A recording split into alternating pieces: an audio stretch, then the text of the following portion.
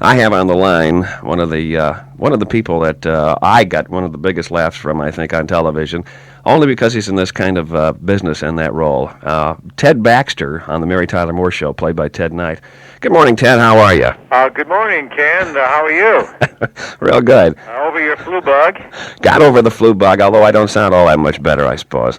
No, you don't sound too good, but you'll get over it. The cabbage always does the trick. Yeah, I think so. I was talking to you about cabbage and oranges, and I'm trying to... Into your social life a little bit, but... Not like garlic. No, not quite as bad. Yeah, I hope, well, I shouldn't say I hope you're not like Ted Knight, but Ted Knight certainly had a golden throat, and evidently you do too, because Ted Baxter had a golden throat. You are one and the same, aren't you?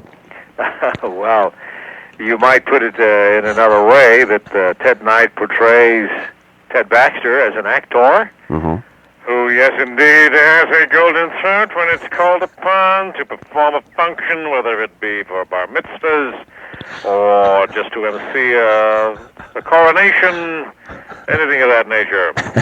Or to screw up a foreign name on television. Or to louse up a name, yes. Yes.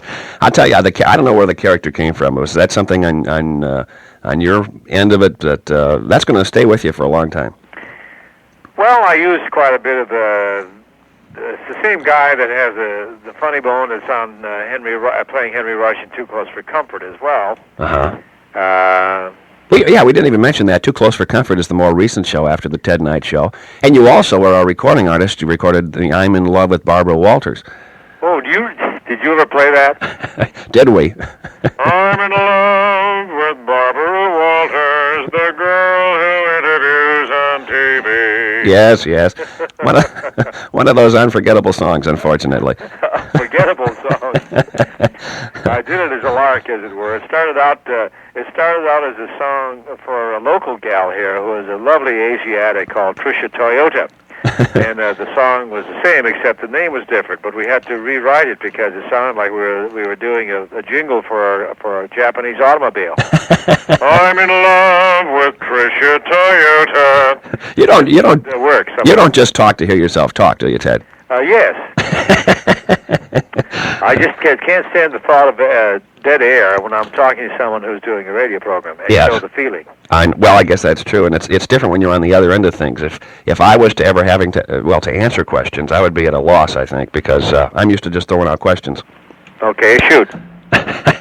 Well, do you work in radio now, or what are you doing now? What am I doing now? Well, Are you on the air 24 hours a day? Do you live in a vacuum? You're supposed to be well informed. You're supposed to know what's going on in the media. You're talking to a man who's made television history with his new series, Too Close for Comfort. We've opened the doors of the creative community and said, here's another way to go, gentlemen. You don't have to be on the network. You can form your own conglomerates. You can form your own network. We've done it, Ken. You should know these things. Actually, show business. Because of syndication, right? ABC canceled you in 1983, and then right after that, you got all sorts of success, didn't you? Well, see, you do know what you're talking about. Not much. Yes, it's been very successful, and I'm very happy that we've accomplished what we have. We've just completed our 5th season. We have one more episode to shoot, ending our 5th season, and it's been a jolly good time, I might add. Yeah. Well, you're a real talent, and recently have been asked to join the White House, haven't you, to serve as honorary chairman of the National Salute to Hospitalized Veterans. Yes, I'm very honored with being given that responsibility for 1985. Mr. Harry Walters came here from the Washington Bureau this past week to anoint me, as it were, with the responsibility. But I'm pleased to have that. Because I, as a veteran who had been hospitalized, know the value of a visit from someone who indicates some care and compassion, and the benefit it has in the mending process, spiritually, physically, and every way that you can imagine. Yeah. So I will do as much as I can to exhort you, to exhort your viewers to take the time, if they have it, when they have it, to go to their nearest Veterans Administration hospital and say hello to a veteran, just to indicate you care. And you don't have to perform or do anything that's going to be demanding. I think just the idea that your presence is there will be enough indication to the recipient that you have an interest. This is a week-long campaign, but really it should be remembered all the time, I suppose. Yes, we are launching it February 14th, at which time I am flying to Washington to participate in the visit of maybe 6 or 7 hospitals along the eastern seaboard to publicize as much as I can the importance of paying a visit to the veterans in hospitals all across the country. You're going to be joining First Lady Nancy Reagan, really? Yes, I plan to meet the First Lady there, and also Mr. Harry Walters, who is the administrator, head of the Veterans Administration. But yes, you're absolutely right, Ken. It is not just for that 1 week. We're hoping that we can start a habit forming for the whole year, every year, as long as we have veterans in the hospitals, to indicate to them that we care, to show our appreciation for what they've done for us. You betcha. We keep hearing about the missing in action, and we shouldn't forget them, and we keep hearing about the war dead, and we shouldn't forget them either. But let's not forget the folks that are in the hospitals, and I think there's something like 90,000 of them in medical facilities. There are 172 Veterans Administration hospitals, along with other facilities throughout the country. The number of veterans alone, you mean that are in hospitals? Yeah, I think somewhere in the neighborhood of 90,000 I saw. That is an approximation. I'm not sure of the exact figure myself. Yeah. I met, I'll give you an indication of how many there might be. Here in the L.A. area, my last visit to the Wadsworth Hospital, I met the third oldest survivor of the Spanish-American War. And he is 106 years old. Wow. And so, you see, we have them in there in all ages from many conflicts. And a lot of them are lonely, a lot of them are depressed.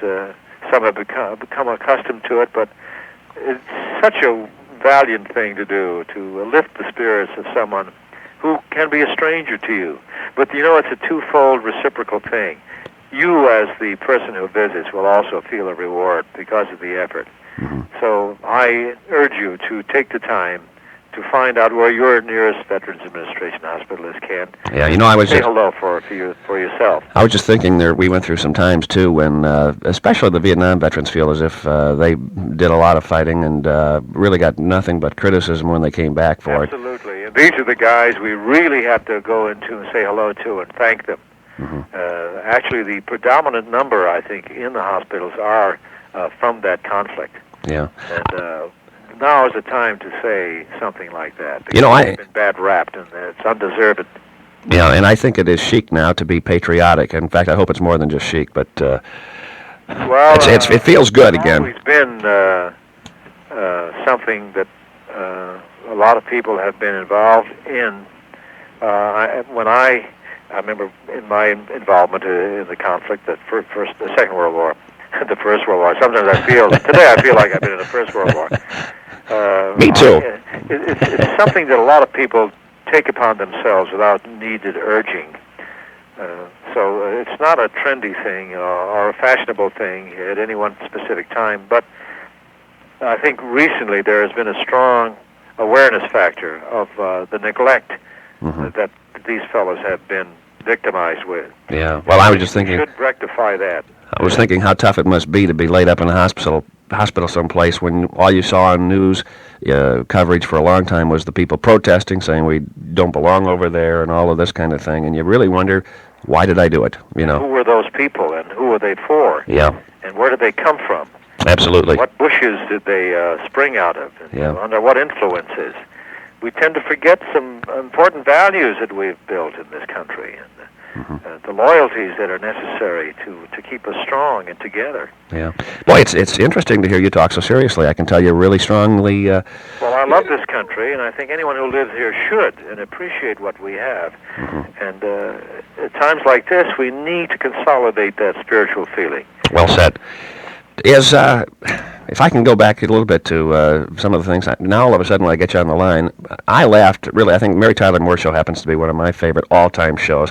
Not to put down Too Close for Comfort or anything, but I'm telling you that the Mary Tyler Moore Show happens to be, it has to be a classic, right? Well, you're not alone in that. I'm very privileged and proud to have been part of that major success in the media. It will, I'm sure, has already achieved classic proportions and it'll be in the memory banks of the halls of whatever. Yeah, Betty White got her own show after that. Yes, Lou Grant did. It was short-lived, unfortunately, because she's a very talented lady. The guy seemed to fare the best out of the situation. But Ed Asner was again Lou Grant and sort of a. Yes, he got a 5-year ride out of that, and that's considered a very successful time span these days. Whereas your character now is a little bit different than Ted Baxter, the newsman, isn't it? Yes, the main difference, Ken, is that Henry Rush can now do reactionary humor. In other words, I can intelligently nod at someone else's foibles, which was denied me as the character of Ted Baxter, who was the butt of all the humor. You would walk in just at the wrong time and all those kind of things. Yes, well, that was the characteristic, part of the characteristics of Ted Baxter, whom I enjoyed and loved doing, and to this day have fun recollecting, and on occasion becoming, whenever it's called for. Certainly an exaggeration, but I'm sure that there are those types of newscasters around who do go into the act, Well, it's fun to do. It is. And anyone who is voice oriented or is in this business tends to fall into that. Yeah. I fall into German accents if I am exposed to someone who with that accent for a while, or English accents. I suddenly find myself doing it. Did you ever move down south for a while? Oh, well, yes, I worked there. I was known as the Pride of the Piedmont. I had a disc jockey show down there. WJBC was a mutual affiliate. Did you tend to pick up a southern accent after a while? I tend to enjoy it. Did you know that most of your top network announcers in the earlier days were Southerners? I didn't know that. I always thought they figured they were trying to find a Midwestern sound. Well, what they found was a guy with the southern accent, usually, who was pretty well educated and went to some broadcast school or other. He would not lose the accent completely. He would retain the rhythm of it, but his diction would become more impeccable. Therefore, it was a perfect combination. Yeah. I know several buddies of mine who are from the South who wound up doing staff work at CBS. Where did you grow up? I'm a nutmegger. I'm from Connecticut, born and raised in the small town of Terryville, Connecticut. Went to the Randall School of Fine Arts, got my broadcast experience there at first while I was attending the Randall School, and then subsequently the theater wing, and then 7 years of regional radio and television. So you had been around in the media before the Ted Baxter character came along? Oh, absolutely. And before that, I was in town since 1957 doing a lot of co-starring work and supporting characters in the media and television. I did practically every television show that was produced here since 57. Did you work with puppets, too? I am a ventriloquist puppeteer. I did that regionally. I was Teddy the Milkman. I had Tip Top Circus, Ranger Ted, Officer Ted, Jungle Ted. All those fellas. Oh, yeah. A lot of things you'd like to forget about, probably, huh? Actually, they were very beneficial because it was at a time when you could make a lot of mistakes. Yeah. And you learn your craft and overcome the fears of public exposure. It was very vital, very important. Well, you do it very well, and I hope Too Close for Comfort is a continued success for you. Thank you, Ken. Anything else that you'd like to do? Any movies, perhaps? Well, actually, Adam West and I are putting together a property we hope to launch as a theatrical film soon called King of the West. Adam, you know, was Batman, right? Yeah. And he's very active. He still takes the cape out once in a while. Goes traveling, flying around the country. The last time I saw him, believe it or not, was in Las Vegas, I think at the Riviera Hotel, showing us how to lose our money. He did a special tape on how to go down into the casino and how to bet. Yes, that's right. One of his one of his weeks when he felt he needed some cash flow. Yes. He did that. And he's been helping it flow ever since, I guess. Oh yeah, he's a neat guy, great sense of humor, and one of my closest friends. Yeah. Well, Ted, I know I really caught you between rehearsals or filming. Yes, we're in the middle of our next to the last show. We're doing yeah, we mentioned that, I guess. A takeoff on the networks in this one. It's a lot of fun. All the writers chimed in to write this one. Yeah. Oh, let me ask you one other question while we're thinking about it. Sure. Before I let you go, if you got the time. The Mary Tyler Moore Show was done on film, right? Yes. Yours is on videotape. Yes. Which do you prefer? Well, there are benefits in both. I prefer this method because of its practicality. And cost, maybe, huh? And cost. I preferred film for the end result because of what they could do in the editing room with post-production work. Yeah. And it had that film gloss and slickness that we're accustomed to viewing. Mm-hmm. That's one of the things I noticed on the Newhart show. When it first came on the first season, it was on videotape, and I said, there's something different about this. And I'll be doggone, the next season that came on, it was on film. Yes, Bob wanted to do it on film. He prefers film. Yeah. A film can be more flattering to the actor, too. The lighting can be more precise.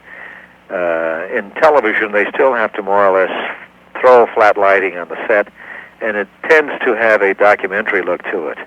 And there is that aspect that is missing in the films. Films has a... Well, you can give it more of a three-dimensional effect. Yeah, not like... the music and the transitions and whatever else they can do in post-production. It takes more time, actually, to do that. Yeah, a show like Barney Miller almost looked like it was on film, and yet it was on videotape. Well, they're reaching a point now where it's hard to detect the difference, but that is only in the long-form television programming where they have time on their side. Yeah. In our effort, it's at such an accelerated pace where we have to put on a little playlet every week. It's an accelerated pace. It's somewhat stressful. Yeah, you are really successful in another way too with the dying of the sitcoms. I think you really have to be commended for having a successful show in this particular time. Yes, well, I would have to disagree with you, Ken. I don't think it's dying at all. I think don't you? What happened is the type of sitcom that has been produced hasn't been up to standard, and I think that is being rectified. Okay. I think one of the more recent changes has taken place with the success of Bill Cosby's show. That one always in the top 10 now consistently since right. It's been on the air. What's happened is they've gone with these hour soap operas with a touch of whimsy, and that's possibly a direction that could evolve from the sitcom as we knew it. They could develop into hour programs with, say, 70% whimsy and 30% drama, which is what they're attempting to do in those hour dramas. If you saw Jack Warden's Gray Fox, they're doing that a little bit in there, and the James Garner things and whatnot. They try to inject whimsy with a laugh track.